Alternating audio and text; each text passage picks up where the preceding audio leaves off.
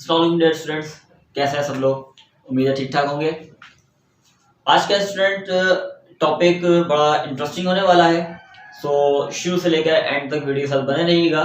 इंशाल्लाह बड़ा interesting topic रहेगा और आप लोगों को बड़ा अच्छे से ये समझ में आएगा। सो लास्ट लेक्चर्स के अंदर हम लोगों ने जो टॉपिक डिस्कस किए थे वो रेजिस्टेंस के कुछ फैक्टर्स थे और उनके साथ साथ हमने उन फैक्टर की एक इक्वेशन ड्राइव की थी कि रेजिस्टर डिपेंड करता है लेंथ ऑफ द कंडक्टर पर, डिपेंड करता है एरिया ऑफ द कंडक्टर पर, डिपेंड करता है नेचर ऑफ द कंडक्टर पर और also depend on the temperature as well. तो आज हम जो है वो टेम्परेचर की डिपेंडेंस पढ़ने वाले हैं कि टेम्परेचर बढ़ाने से या कम करने से रेजिस्टेंस में क्या फर्क पड़ेगा। ठीक है, सो आप लोगों को ये बात मालूम है कि टेम्परेचर बढ़ाने से रेजिस्टेंस बढ़ती है।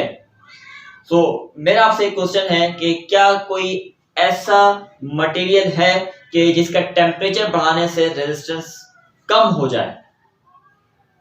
ठीक है, मुझे समझ में आ रहा है कि आप थोड़ा शॉक हो गए होंगे, सर ने ये क्या कह दिया कि रेजिस्टेंस डिक्रीज हो जाए टेम्परेचर से। सो हाँ, ऐसे मटेरियल्स हमारे सराउंडिंग में होते हैं कि जिनके टेम्परेचर बढ़ाने से रेजिस्टेंस डिक्रीज हो जाता है। सो ऐसे टेम्परेचर को जो है वो इंशाल्लाह इस वीडियो के लास्ट में मैं आपको जरूर बताऊंगा कि कौन से रेजिस्टर होते हैं। सो स्टार्ट करते हैं अपना टॉपिक। सबसे पहले हम अगर बात करें कि let R not is the temperature of resistor at 0 degree Celsius, ठीक है, then after increase in temperature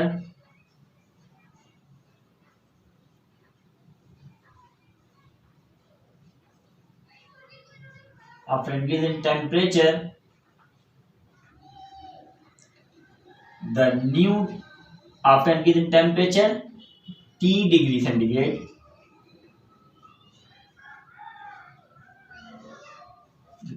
new temperature, the new resistance will become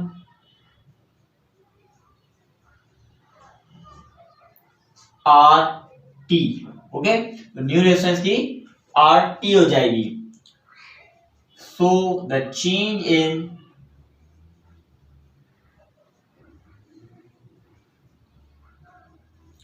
resistor will become change in resistance क्या हो जाएगी? सो इसको हम इस तरह सॉल्व कर सकते हैं कि डेल्टा आर का मतलब चेंज इन रेजिस्टर, और चेंज इन रेजिस्टर को कैसे फाइंड करते हैं? कोई भी वैल्यू में चेंज आया तो हम क्या कहते हैं? Final minus initial. तो इनिशियल जो रेजिस्टेंस थी that is R not, initial temperature 0 degree था, तो 0 डिग्री पर टेम्परेचर था उसके अकॉर्डिंगली रेजिस्टेंस क्या थी? आर नॉट इनिशियल हो गई, और टेम्परेचर बढ़ाने के बाद जो रेजिस्टेंस बनी दैट इज आरटी, तो ये हमारी फाइनल रेजिस्टेंस हो गई। इसलिए हम कहेंगे फाइनल रेजिस्टेंस यानी कि आरटी माइनस आर नॉट। ठीक है, तो ये हमें चेंज इन रेजिस्टर मिल सकती है। अच्छा, यहां से अगर हम चेंज इन रेजिस्टर फाइंड करें तो आर नॉट तो हमें बहुत इजीली फाइंड होगी। मैं आपको बताया था कि हमारी बुक के अंदर भी जो आप अगर देखें रेजिस्टिविटी के टॉपिक के बाद एक टेबल दिया गया है टेक्स्ट बुक के अंदर, वहां पर आपको रेजिस्टिविटी की वैल्यू नॉट यानी कि रेजिस्टिविटी एट 0 डिग्री गिवन है। तो वहां से आप जो है वो प्रीवियसली फार्मूलास को यूज करते हुए, जैसे हमने लास्ट में डिस्कस किया था कि R is equal to resistivity L over A। ठीक है, तो ये वाली फार्मूला यूज करते हुए हम आर नॉट फाइंड कर सकते हैं। कैसे? देखिए, वहां पर जो आप रेजिस्टिविटी की वैल्यू पुट करेंगे, जो टेबल में आपको कांस्टेंट वैल्यूज गिवन है वो कहां है? मैंने बताया था आपको कि वो वैल्यू ऊपर लिखा हुआ है 0 डिग्री पर होती है। रेजिस्टिविटी की वैल्यू जो बुक में गिवन है वो 0 डिग्री पर गिवन है। तो अगर रेजिस्टिविटी 0 डिग्री पर आपने पुट करी तो रेजिस्टेंस भी किस डिग्री पर मिलेगा?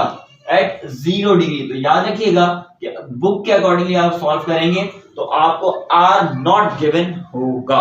तो आर नॉट की वैल्यू आप निकाल सकते हो, तो आर नॉट तो यहाँ से हमें मिल जाएगा, मगर आर टी नहीं हम फाइंड कर सकते।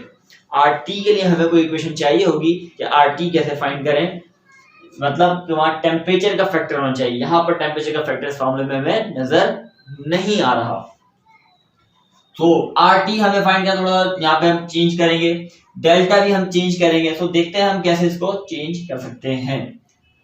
एक्सपेरिमेंटली हम अगर देखें, मैं आपसे एक बात पूछूं कि चलें दो हम कंडक्टर लेते हैं, ये दो हमने कंडक्टर लिए, एक हमने आयरन यूज किया, एक हमने जो है वो कॉपर मटेरियल यूज किया।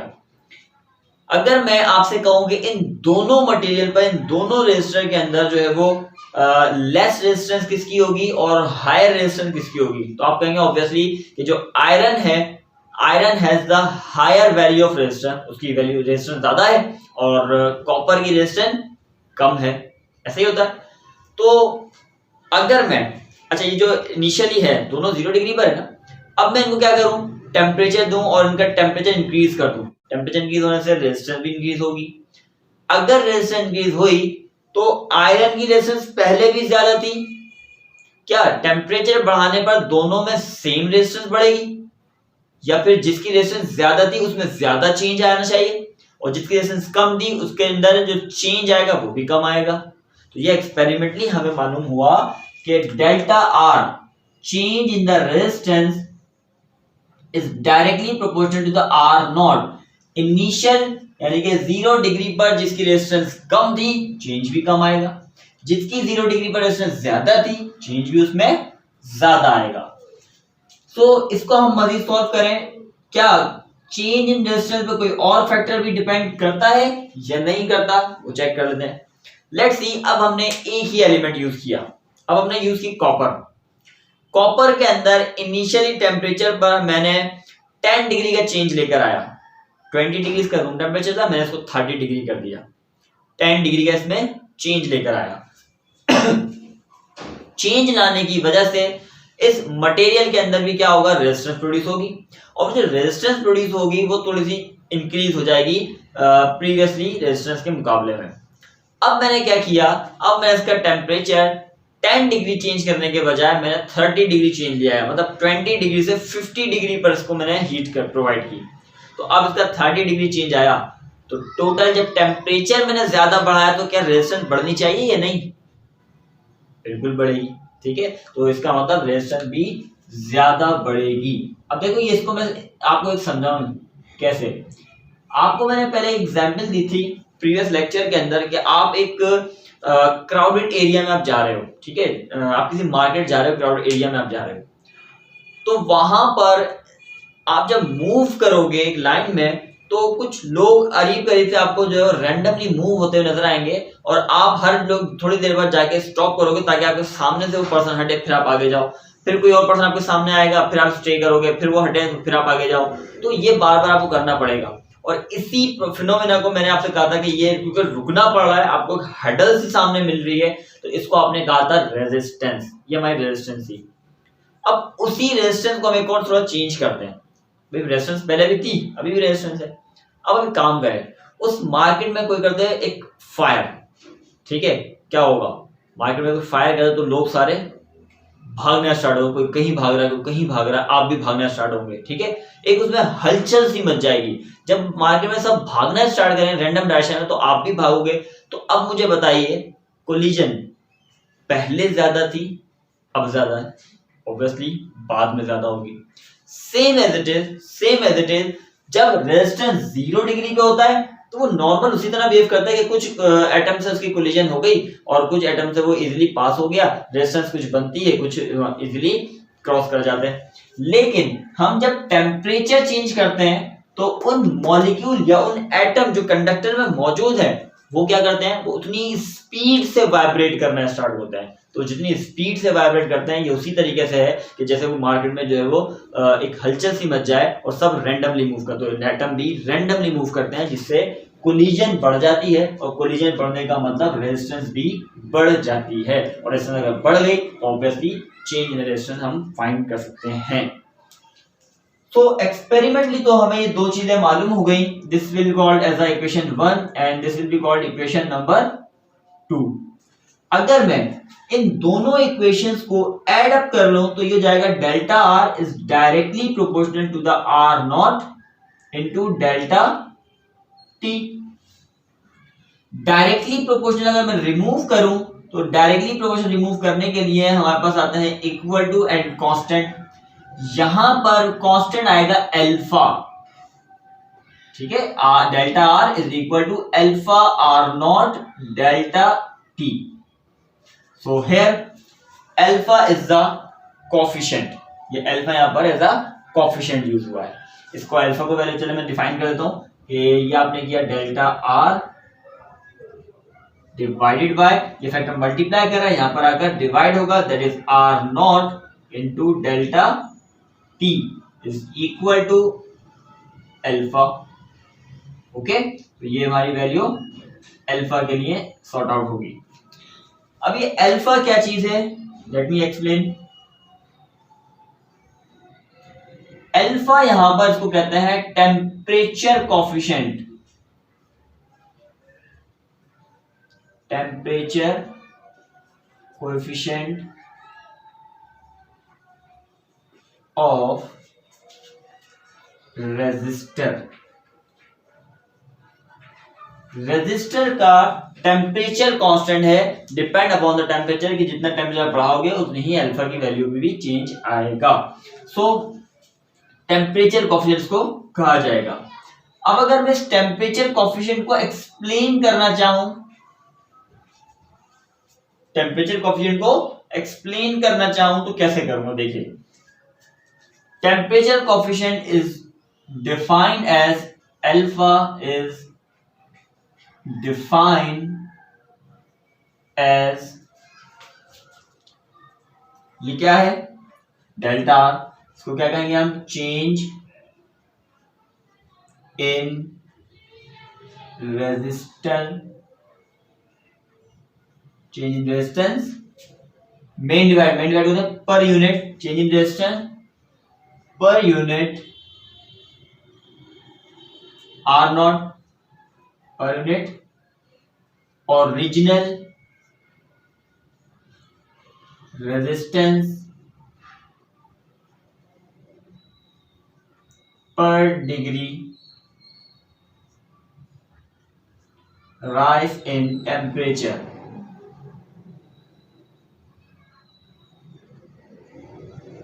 पर डिग्री राइज इन टेम्परेचर। तो जितना ज्यादा टेम्परेचर इंक्रीज करेंगे उतने हिसाब से इसमें चेंज आएगा। उसको हम सिर्फ इस तरह से डिफाइन कर रहे हैं, हमने इसकी मैथमेटिकल डेफिनेशन डिफाइन की है, किसकी, अल्फा की coefficient, temperature coefficient of resistor की, ठीक है, तो इसको आप इस तरह डिफाइन कर सकते हैं। अच्छा, इसके अगर मैं वैल्यू निकालना चाहूं, यूनिट निकालना चाहूं तो यूनिट भी निकाल सकते हैं आप। इसका यूनिट कैसे निकलेगा भाई, alpha is equal to delta R, delta R का मतलब रेजिस्टेंस है ना, change in resistance, change in resistance का मतलब omega divided by R not, ये भी रेजिस्टेंस है, रेजिस्टेंस इनटू टेम्परेचर, टेम्परेचर का यूनिट केल्विन, रेजिस्टेंस है ओम से ओम कैंसिल, क्या बचा आपके पास, सिर्फ केल्विन, तो इसको आप कहते हो केल्विन इनवर्स 1। अल्फा का जो यूनिट है, टेम्परेचर कोफिशिएंट ऑफ रेजिस्टर का जो यूनिट है, that is kelvin inverse. Okay, अब इसके साथ क्योंकि टेम्परेचर कोफिशिएंट है इसलिए यहां पर ये केल्विन का यूनिट आया। अब इसके साथ एक बात और मैं एडिशनल बताऊं आपको, देखिए आपके पास बुक में कुछ अल्फा की वैल्यू भी गिवन है, जब रेजिस्टिविटी का जो टेबल आप देखेंगे ना बुक में, टेक्स्ट बुक में, उसके साथ साथ आपको एक और कॉलम बना गया है और उस कॉलम के अंदर अल्फा की वैल्यूज भी आपको दी गई हैं, ठीक है। और वो अल्फा की वैल्यूज क्या है, वो अल्फा की जो वैल्यूज है वो आपको टेम्परेचर कोफिशिएंट ऑफ रेजिस्टेंस बता रहे हैं। वहां पर अल्फा की वैल्यू कुछ ज्यादा भी गिवन है और कहीं कहीं पे अल्फा की वैल्यू कम भी गिवन है। इस अल्फा की वैल्यू जो ज्यादा है उसका मतलब क्या है, देखिए उन अल्फा की ज्यादा वैल्यूज का मतलब है कि if the value of alpha is greater than the change in resistance also the greater. कि अल्फा जितना ज्यादा उतना ही चेंज इन रेजिस्टेंस ज्यादा। मतलब कि अगर मैं कोई ऐसा मटेरियल यूज कर रहा हूं जिसकी अल्फा की वैल्यू ज्यादा है, तो उस रेजिस्टेंस के ऊपर भी थोड़ा सा टेम्परेचर बढ़ाने पर चेंज ज्यादा आ जाएगा, ठीक है। और कोई मटेरियल की वैल्यूज ऐसी हैं जिनके अंदर अल्फा की वैल्यू बहुत बहुत लेस है, कम है, और कम अगर अल्फा की वैल्यू है तो वो ऐसे मटेरियल हैं जिसमें टेम्परेचर ज्यादा भी इंक्रीज करने पर इतना कुछ ज्यादा फर्क नहीं आता, रेजिस्टेंस पर बहुत मामूली सा फर्क आता है, ठीक है। सपोज कीजिए मैं एक कंपनी में काम करता हूँ, या कोई भी XYZ कोई कंपनी में काम करता हो, और वो कोई रेजिस्टेंस बनाए, ठीक है, और उन रेजिस्टेंस को फिर मार्केट में सेल आउट करना है। वो रेजिस्टेंस जो बना रहे हैं उनके प्रोडक्शन की जो एनवायरनमेंट है वो बहुत कोल्ड प्लेस पे एयर कंडीशन लगा हुआ है, और बहुत अच्छे माहौल में जो है वो उसको प्रोडक्शन कर रहे हैं। अगर वो प्रोडक्ट करते वक्त ऐसे एलिमेंट को यूज करें कि जिनकी अल्फा की वैल्यू बहुत ज्यादा हाई होगी, तो क्या होगा कि उस वक्त जब बनाएंगे उस कैटेगरी में जब मेजरमेंट वो करेंगे तो वहां पर वैल्यू डिफरेंट आएगी। फिर जब वो मार्केट में उसको सेल आउट करेंगे और हम या आप उसको यूज करेंगे, तो यूज करते वक्त क्या होगा कि जब इसको यूज कर रहे होंगे तो हम हाई नॉर्मली जो यूज करते हैं वो 40 डिग्री पर 35 डिग्री पर जो हमारा नॉर्मल टेम्परेचर होता है, इस टेम्परेचर हम यूज करेंगे तो रेजिस्टेंस के अंदर बहुत ज्यादा चेंज आएगा, क्योंकि जिस वक्त उन्होंने बनाया होगा और उन्होंने कैलकुलेशन की होगी कि ये रेजिस्टर 5 ओम के बराबर है, तो कोल्ड प्लेस पे की थी। जब वही रेजिस्टेंस कहां पर आई, 40 डिग्री टेम्परेचर पर आएगी, तो अपने रेजिस्टेंस के अंदर बहुत रैपिड या बहुत ज्यादा चेंज आएगा। कौन ज्यादा चेंज करेगा? उन एलिमेंट में जिनकी अल्फा की वैल्यू ज्यादा होगी। तो एक बात याद रखिएगा कि अल्फा जब हम सिलेक्ट करते हैं ना, तो रेजिस्टर जब बनाते हैं तो हाई क्वालिटी रेजिस्टर या फिर standard resistors always prefer less value of alpha. Alpha की जितनी लेस वैल्यू आप यूज करोगे उतने ही ज्यादा डिफरेंस ऑफ रेजिस्टेंस कम होगा, जिसकी वजह से हमारा जो रेजिस्टेंस है उसमें इतनी वेरिएंस नहीं आएगी, ठीक है। जब वेरिएंस नहीं आएगी तो वो अच्छी क्वालिटी का रेजिस्टेंस समझा जाएगा, क्योंकि अगर वेरिएंस बहुत ज्यादा हुई तो हम जब अपने अप्लायंस पे यूज करेंगे वहां पर करंट को हमें बहुत ज्यादा उसमें कम या ज्यादा होता हुआ नजर आएगा, मतलब कि हमें एक्चुअल वैल्यूज नहीं मिल पाएंगी। सो हम हमेशा प्रेफर करते हैं अल्फा की लेस वैल्यू को। इसके बाद अगर अभी जो हमने फार्मूला लिखा, मैं उसी फार्मूले को थोड़ा चेंज कर दूं कि alpha is equal to delta R upon R not into 1 delta T. इस ब्रैकेट में इस वैल्यू को लिखा मैंने, अल्फा को या कोफिशिएंट को हम इस तरह भी समझा सकते हैं कि ये जो मैंने ब्रैकेट में वैल्यू लिखी, this is known as the fractional change. क्या कहलाएगा? Fractional change. किसका फ्रैक्शनल चेंज? देखिए एक बात याद रखिएगा, एक्सेट्रा में एक बात बता रहा हूं आपको कि जब कभी भी डेल्टा कोई क्वांटिटी ओवर ओरिजिनल क्वांटिटी आ जाए, जिस तरह 17 चैप्टर के अंदर कॉम्पटेंस स्कैटरिंग में भी इस तरह का हमने एक पढ़ा है कि फ्रैक्शनल चेंज इन वेवलेंथ, वो इस तरह से होती है, चेंज इन वेवलेंथ पर यूनिट ओरिजिनल वेवलेंथ। तो इस तरह कोई भी लिखा हुआ आ जाए, इसको हम कहते हैं fractional change. Delta M over M fractional change of mass, delta V over V fractional change in velocity. तो इस तरह कुछ क्वांटिटीज लिखी हो तो उसको फ्रैक्शनल चेंज कहा जाता है। सिमिलरली यहाँ पर भी हमने लिखा कि रेजिस्टेंस की हम चेंज को चेक कर रहे हैं, रेशियो ले रहे हैं किससे? ओरिजिनल रेशियो से, ओरिजिनल रेजिस्टेंस से, तो इसको हम जो है वो कहते हैं फ्रैक्शनल चेंज। अब इस कोफिशिएंट को मैं और वर्डिंग से समझा सकता हूं कि alpha is also defined as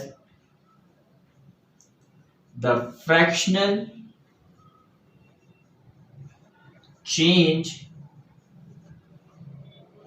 in resistance per unit rise in temperature. Okay, तो हम ये इसको दूसरी वर्डिंग में इस तरह से भी एक्सप्लेन कर सकते हैं कि coefficient of temperature coefficient of resistance is also defined as the fractional change. This is the fractional change of resistor into change per unit rise in temperature. अब ये तो हमने जो है वो रेजिस्टर को थोड़ा सा डिटेल में डिस्कस किया। इसके साथ इनिशियली वीडियो के स्टार्ट में मैंने आपको एक बात कही थी, याद हो कि मैं वीडियो के लास्ट में ही बताऊंगा कि कुछ मटेरियल ऐसे भी होते हैं कि जिनके अंदर टेम्परेचर बढ़ाने से रेजिस्टेंस इंक्रीज नहीं होती बल्कि डिक्रीज हो जाती है। तो वो वैल्यू कौन सी है, वो कह लीजिए कि मटेरियल कौन से हैं। तो आपकी बुक में ही इसका आंसर लगा हुआ है कि जब टेबल आप देखेंगे अपनी बुक के अंदर, अल्फा की जो टेबल दी गई है उसमें ऊपर जो वैल्यूज गिवन है उसमें आपको अल्फा की वैल्यू दी गई है पॉजिटिव में, ठीक है, और उसी के नीचे आप देखें तो उसमें लिखा हुआ है अल्फा की वैल्यू नेगेटिव में। सो बेटा याद रखिएगा, अल्फा अगर पॉजिटिव वैल्यू शो कर रहा है इसका मतलब ये वही नॉर्मली बिहेव करेगा जैसे हम लोग समझते हैं कि टेम्परेचर बढ़ाने से रेजिस्टेंस बढ़ती है। बट जिन वैल्यूज की अल्फा की वैल्यू नेगेटिव आ रही है ये वो वैल्यूज हैं जिनकी टेम्परेचर इंक्रीज करने से रेजिस्टेंस नहीं बढ़ती बल्कि कंडक्टिविटी बढ़ जाती है, और टेम्परेचर डिक्रीज करने से, कूलिंग प्रोसेस करने से उनकी जो रेजिस्टेंस है वो इंक्रीज हो जाती है। तो ये थोड़ा सा अपोजिट इनका बिहेवियर होता है, ठीक है। सो आज के लिए हम इतना ही रखते हैं। नेक्स्ट वीडियो के अंदर मैं इंशाल्लाह इस कॉन्सेप्ट को आपको जो इस कॉन्सेप्ट के ऊपर एक पूरी न्यू वीडियो बना के आपको दूंगा कि जिसमें जो है मैं बड़े डिटेल में बताऊंगा कि किस तरीके से जो है वो अल्फा की वैल्यू पॉजिटिव और नेगेटिव होती है, इसका रीजन क्या है और ये कौन कौन से कंडक्टर या हमारे कौन कौन से एलिमेंट्स होते हैं, ठीक है। तो आज के लिए हम इतना ही रखते हैं। वीडियो अच्छी लगी हो तो इसको लाइक, सब्सक्राइब और शेयर जरूर कीजिएगा, और साथ साथ अपना बहुत ख्याल रखिएगा। आज की वीडियो के लिए इतना ही। अल्लाह हाफिज।